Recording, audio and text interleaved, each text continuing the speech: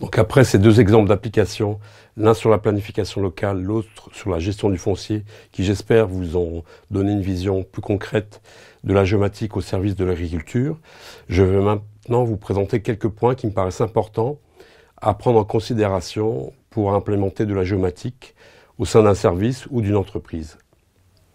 Donc tout d'abord, le renforcement des compétences au sein des services. Donc la question des compétences est cruciale, car la géomatique, comme tout domaine lié aux nouvelles technologies, nécessite des compétences pointues qui doivent être régulièrement actualisées. En effet, les technologies évoluent très vite et la production de données géolocalisées explose. Donc pour faire simple, on peut distinguer trois grands types de compétences. Donc tout d'abord, l'administrateur informaticien, qui est en général responsable du système d'information de l'institution.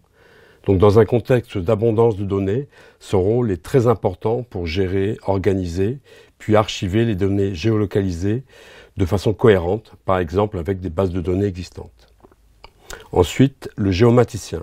Donc lui, il a un rôle central, car c'est lui qui a les compétences pour produire et analyser les données spatiales. C'est lui également qui élabore des produits de représentation cartographique de l'information pour répondre aux besoins des services. Et c'est lui également qui va former des collègues utilisateurs potentiels pour utiliser les différents produits disponibles. Enfin, il y a l'utilisateur. Donc c'est lui qui va consommer l'information géographique pour réaliser ses activités. Ça peut être de la consultation de cartes, voire du croisement de couches SIG, etc. Outre l'apprentissage de ces tâches simples, il est vraiment nécessaire que l'utilisateur acquiert une bonne culture de l'information spatiale pour en faire un bon usage. Par exemple, bien maîtriser les notions d'échelle, etc. Donc le deuxième point que je voulais mettre en avant, c'est la question de l'intégration des données et des infrastructures associées. Donc tout d'abord, un premier constat, produire des données géolocalisées peut coûter cher, les actualiser peut engendrer des dépenses importantes et régulières, et enfin à l'échelle d'un ministère, de gros investissements en infrastructures informatiques peuvent être requis.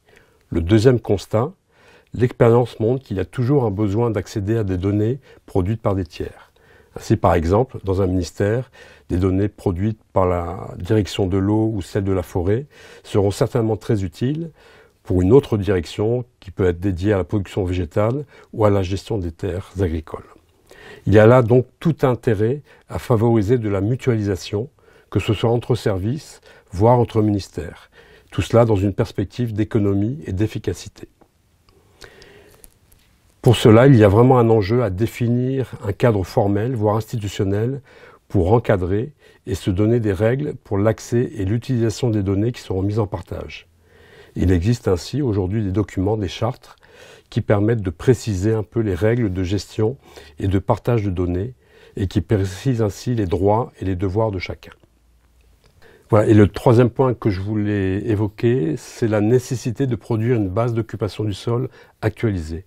En effet, une carte d'occupation du sol, c'est vraiment une base de référence pour de multiples applications à différentes échelles au service de l'agriculture. Cette base de référence permet aussi, est très utile pour produire des indicateurs spatialisés.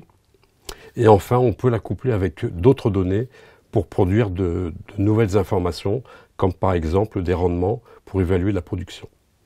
Donc il y a là, d'une part, un défi méthodologique, c'est-à-dire la définition d'une nomenclature, c'est-à-dire les classes d'occupation du sol, qui puissent répondre à différents usages et s'adapter à différentes échelles.